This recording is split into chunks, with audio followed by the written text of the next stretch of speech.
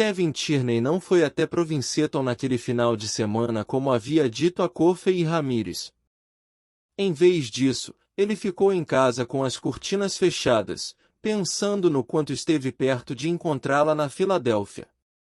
Ele não teria conseguido rastreá-la até tão longe se não fosse por um erro que cometera durante a fuga, ao ir até a rodoviária. Ele sabia que aquele era o único meio de transporte que ela poderia usar. As passagens eram baratas e não era necessário se identificar e, embora não tivesse certeza de quanto dinheiro ela havia lhe roubado, ele sabia que a quantidade não poderia ter sido tão grande. Desde o dia em que se casaram, ele controlava o dinheiro. Ele sempre a obrigava a guardar todos os recibos e lhe devolver o troco de qualquer coisa que comprasse. Entretanto, depois que ela fugiu pela segunda vez, ele também começou a trancar sua carteira no estojo onde guardava suas armas antes de dormir. Mesmo assim, às vezes ele dormia no sofá e imaginou que, nessas ocasiões, ela tirasse a carteira do seu bolso e lhe roubasse o dinheiro. Ele a imaginou rindo em silêncio quando fazia aquilo e como, pela manhã, lhe preparava o café e fingia que não ter feito nada de errado. Ela sorria e o beijava, mas, por dentro, estava rindo. Rindo dele. Ela havia lhe roubado e ele sabia que aquilo era errado, pois a Bíblia diz, não roubarás. No escuro, ele mordia os lábios, lembrando-se da esperança que tivera nos primeiros dias, imaginando que ela fosse voltar.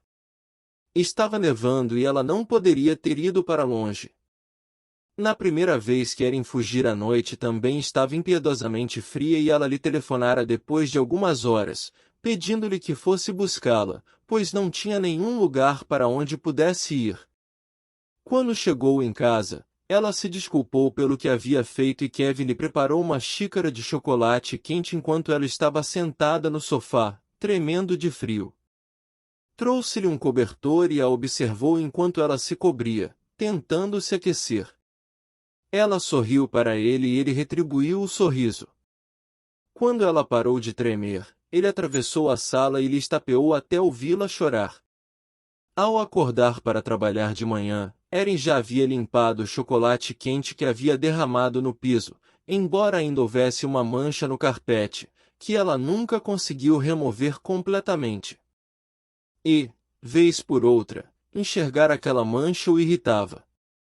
Na noite em que ele percebera que ela havia desaparecido, em janeiro passado, Kevin bebera 2 copos de vodka enquanto esperava que ela voltasse, mas o telefone não tocou e a porta da frente continuou fechada. Ele sabia que ela não havia desaparecido há muito tempo. Eles haviam conversado há menos de 1 hora e ela lhe disse que estava preparando o jantar. Mas não havia nenhum jantar no fogão. Nenhum sinal dela na casa, no porão ou na garagem. Ele foi até a varanda e procurou por pegadas na neve, mas era óbvio que Erin não havia saído pela porta da frente. A neve no quintal também não tinha qualquer pegada ou sinal suspeito, então ela não havia saído por aquela porta também. Era como se ela tivesse simplesmente flutuado para longe ou desaparecido no ar. E aquilo significava que ela devia estar em casa, exceto pelo fato de que não estava. 2 copos de vodka e meia hora depois Kevin já estava tomado pela fúria. Foi quando abriu um buraco na porta do quarto com um soco. Saiu da casa e bateu com força na porta dos vizinhos, perguntando se eles tinham percebido quando ela saíra, mas nenhum deles tinha resposta. Ele entrou no carro e dirigiu freneticamente pelas ruas do bairro, buscando por rastros que ela pudesse ter deixado, tentando entender como ela havia conseguido sair da casa sem deixar qualquer pista. Imaginou que ela talvez tivesse 2 horas de vantagem, mas, como estaria a pé, e com a neve caindo, não poderia ter ido tão longe. A menos que alguém tivesse vindo buscá-la. Alguém com quem ela se importasse. Um homem. Ele socou o volante, seu rosto contorcido pela fúria. O distrito comercial ficava a 6 quarteirões de distância. Ele foi até as lojas, mostrando uma foto de Erin que tinha na carteira e perguntando às pessoas se a haviam visto. Ninguém respondeu afirmativamente. Ele disse que ela poderia estar acompanhada por um homem, mas, mesmo assim, as respostas negativas continuaram. Os homens que ele abordou foram incisivos. Uma loira bonita desse jeito? Eu a teria percebido. Especialmente em uma noite como esta, diziam. Kevin voltou para o carro e andou por cada uma das ruas e estradas num raio de 8 quilômetros de sua casa, 2 ou 3 vezes, antes de finalmente desistir. Eram 3 horas da manhã e a casa estava vazia. Depois de mais uma vodka, ele começou a chorar e não parou até adormecer. Pela manhã, quando acordou, ele teve um novo acesso de fúria. Com um martelo destruiu os vasos de flores que Erin tinha no quintal. Bufando, ligou para a delegacia e disse que não poderia ir trabalhar, pois estava doente. Depois, sentou-se no sofá e tentou desvendar de que maneira ela havia fugido. Era certo que ela tivera ajuda. Alguém devia tê-la levado para algum lugar. Alguém que ela conhecia. Algum amigo de Atlantic City? Altona? Era possível, supôs ele, embora verificasse cuidadosamente as contas de telefone todos os meses. Ela nunca fizera nenhuma ligação interurbana. Alguém que morava em Dorchester, então. Mas quem? Ela nunca ia a lugar nenhum e nunca conversava com ninguém. Ele nunca permitiu. Ele foi para a cozinha e estava se servindo de mais um copo de vodka quando ouviu o telefone tocar. Saiu em disparada para atendê-lo, esperando que fosse Erin. Entretanto, estranhamente, o telefone tocou somente uma vez, e quando ele pegou o fone, ouviu um tom de descagem. Ele olhou para o aparelho, tentando entender o que estava acontecendo antes de desligar. Como ela conseguirá escapar? Havia alguma coisa que ele não tinha percebido. Mesmo se alguém que morasse na cidade a tivesse ajudado, como ela teria chegado até a estrada sem deixar pegadas na neve? Ele olhou pela janela, tentando reconstruir a sequência de eventos.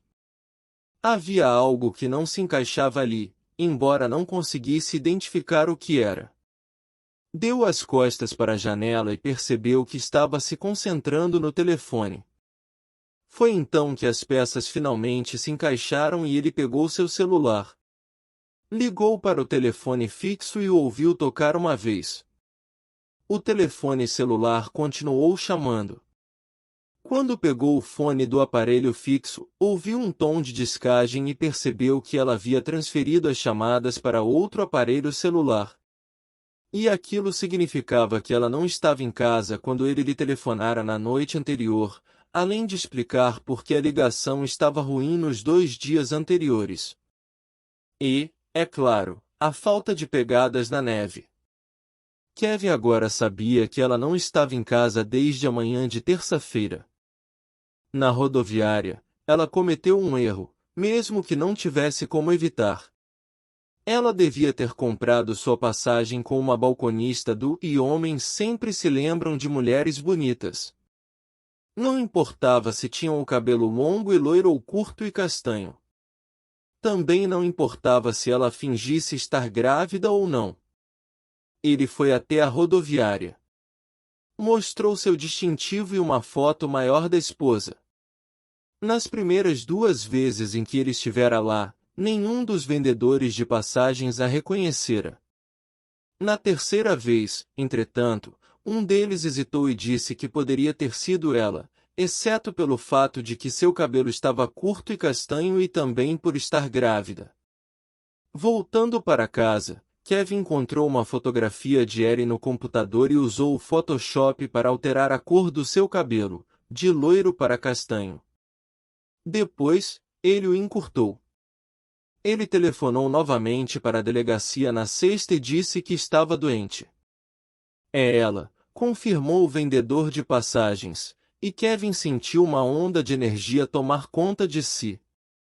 Erin pensou que era mais esperta que ele, mas, na verdade, era imbecil e descuidada, e havia cometido um erro. Ele tirou alguns dias de folga na semana seguinte e continuou a rondar a rodoviária, mostrando a nova fotografia para os motoristas de ônibus. Ele chegava pela manhã e saía bem tarde, pois os motoristas chegavam e saíam a toda hora. Havia 2 garrafas de vodka no carro. Ele se servia em um copo de isopor e bebia com um canudinho. No sábado, 11 dias depois de Erin sair de casa, ele encontrou o motorista. Ele a levará até a Filadélfia e disse que se lembrava dela porque a mulher era bonita e estava grávida e também porque não levava nenhuma bagagem. Filadélfia.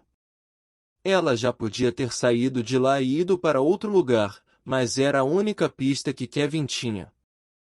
Além disso, ele sabia que ela não tinha muito dinheiro.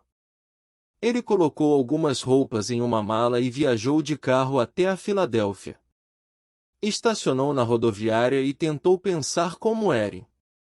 Ele era um bom investigador e sabia que, se conseguisse pensar como ela, conseguiria encontrá-la.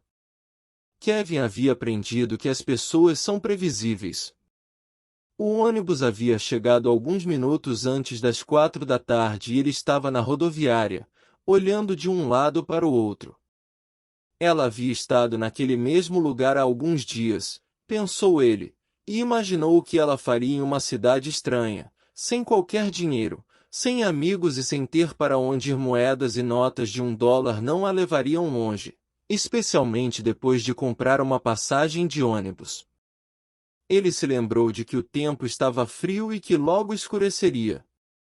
Ela não ia querer andar até muito longe e precisaria de um lugar para ficar. Um lugar que aceitasse pagamento em dinheiro. Mas onde? Não aqui, neste bairro. Era caro demais. Para onde ela iria? Ela não se arriscaria se perder ou andar na direção errada. Aquilo significava que ela provavelmente teria consultado uma lista telefônica. Ele voltou para o terminal e pesquisou os hotéis que apareciam na lista telefônica. Páginas e mais páginas, ele percebeu.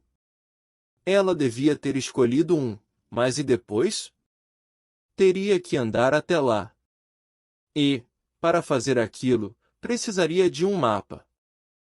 Ele foi até a loja de conveniência da rodoviária e comprou um mapa também. Ele mostrou a fotografia para o balconista, mas ele acenou negativamente com a cabeça. Disse que não estava trabalhando naquela terça. Mas Kevin sentia que estava na pista certa. Ele sabia que Erin havia feito o mesmo. Desdobrou o mapa e localizou a rodoviária. Ficava bem próximo a Chinatown e ele imaginou que ela teria andado naquela direção. Kevin voltou para o carro e dirigiu pelas ruas de Chinatown e, novamente, seus instintos lhe disseram que ele estava certo. Bebeu sua vodka e caminhou pelas ruas, começando pelas lojas mais próximas da rodoviária, e mostrou a foto dela para várias pessoas. Ninguém sabia de nada, mas ele percebia que algumas delas estavam mentindo.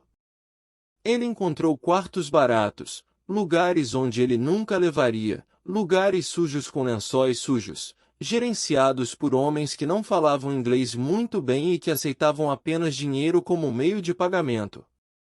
Kevin deixava implícito que Erin correria perigo caso ele não conseguisse encontrá-la.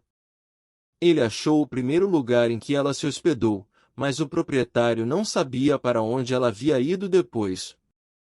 Kevin encostou o cano de sua arma na cabeça do proprietário, mas, mesmo chorando, o homem não conseguiu lhe dar nenhuma outra informação.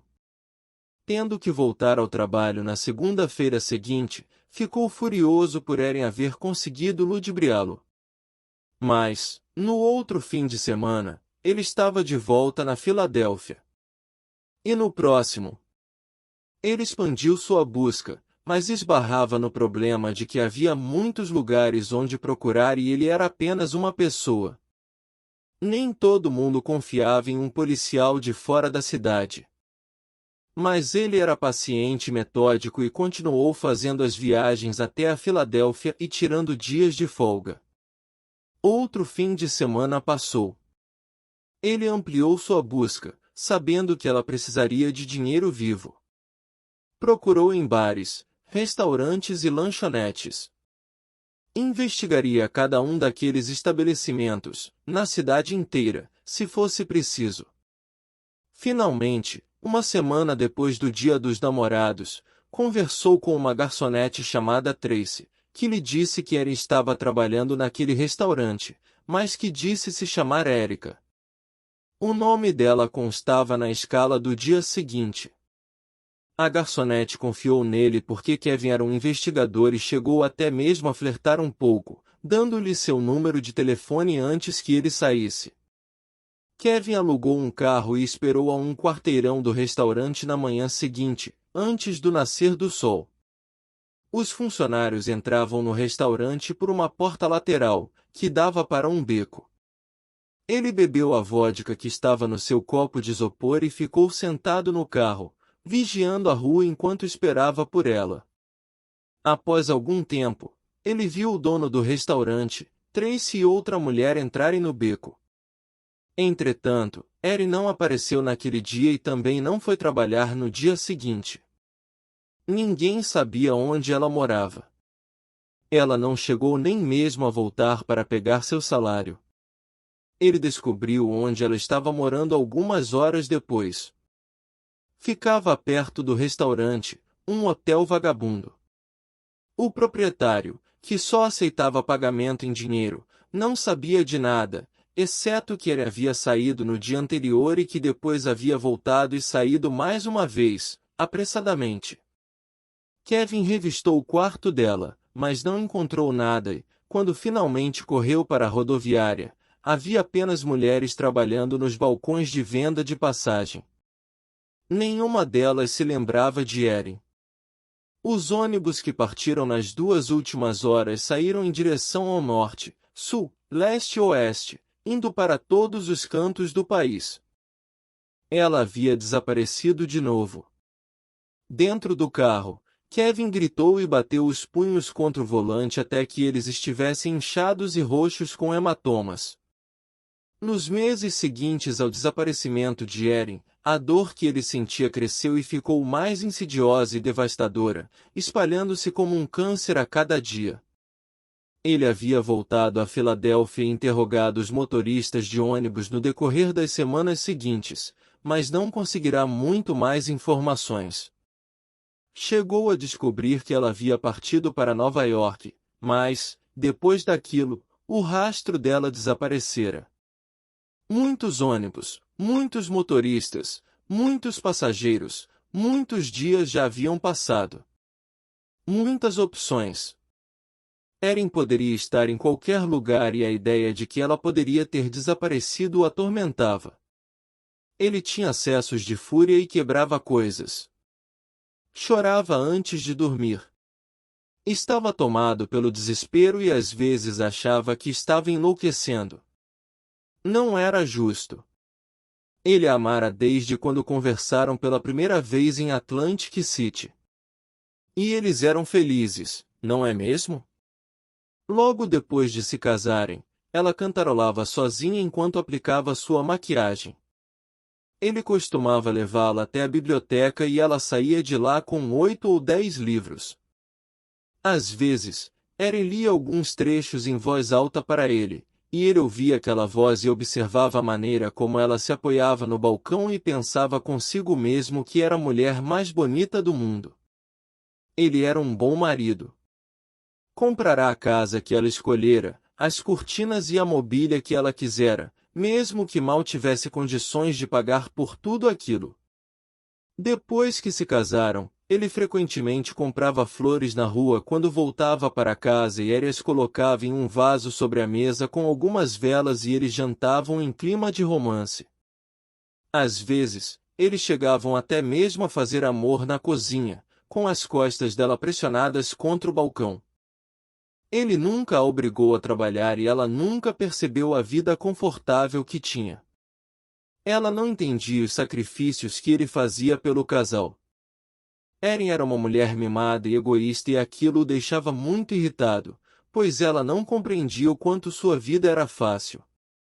Apenas limpar a casa e preparar uma refeição e depois ela podia passar o resto do dia lendo os livros idiotas que pegava na biblioteca, assistindo à televisão ou dormindo, sem nunca ter que se preocupar com uma conta, com as prestações da hipoteca ou com pessoas que falavam mal pelas costas. Nunca teve sequer que ver os rostos de pessoas que foram assassinadas. Ele não lhe falava nada daquilo porque a amava, mas nada daquilo fez a menor diferença.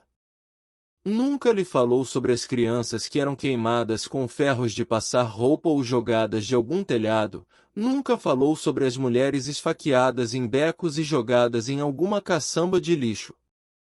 Nunca disse a ela sobre as ocasiões em que teve que raspar o sangue dos sapatos antes de entrar no carro e que, quando olhava nos olhos dos assassinos, ele sabia que estava frente a frente com o mal.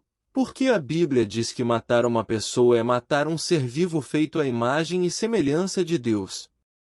Ele a amava e ela o amava. Ela tinha que voltar para casa, porque ele não conseguia encontrá-la. Ela poderia viver sua vida feliz e despreocupada novamente e ele não iria lhe bater, socar, estapear ou chutar se ela entrasse pela porta da frente, porque sempre fora um bom marido. Ele a amava e ela o amava. Ele se lembrava de que, no dia em que a pedirá em casamento, ela se lembrará da noite em que se encontraram do lado de fora do cassino, quando os homens a seguiram. Homens perigosos. Ele impediu que eles a machucassem naquela noite, e na manhã seguinte eles caminharam pela orla da praia. Ele a levou para uma cafeteria. Erin aceitou o pedido de casamento. Ela o amava, foi o que disse. Ele fazia com que ela se sentisse segura. Segura. Aquela foi a palavra que ela usou. Segura.